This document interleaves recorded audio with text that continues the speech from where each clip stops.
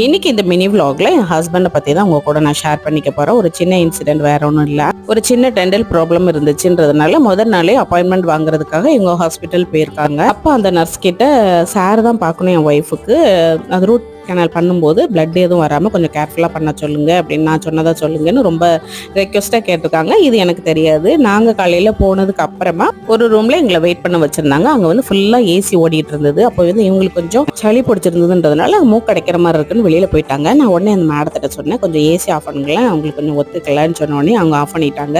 அப்போது நான் ஒன்று கேட்டால் தப்பாக நினச்சிக்காதீங்க மேடம் அப்படின்ட்டு அவங்க கேட்டாங்க. 2 பேரும் அத்தை பொண்ணு மாமா பிள்ளைங்களா அப்படின்னு கேட்டாங்க. இல்லையே ஏன் மேடம் கேட்கவும், இல்லை ஒருத்தங்களுக்கு ஒருத்தங்க நல்லா அண்டர்ஸ்டாண்டிங்காக இருக்கீங்களே, அவங்க வந்து உங்களை ப்ரொடெக்ட் பண்ணுறாங்க, நீங்கள் வந்து அவங்கள ப்ரொடெக்ட் பண்ணுறீங்களே அப்படின்னு சொல்லிட்டு அவங்க சொன்னது எனக்கு ரொம்ப ஹாப்பியாக இருந்துச்சு. இந்த மாதிரி அண்டர்ஸ்டாண்டிங்காக இருக்கிறதுக்கு அத்தை பிள்ளைங்களா மாமா பிள்ளைங்களா இருக்கணும் அப்படின்ற அவசியம் இல்லைன்னு நான் நினைக்கிறேன். நீங்கள் என்ன நினைக்கிறீங்கன்னு கீழே கமெண்ட் பாக்ஸில் சொல்லுங்கள்.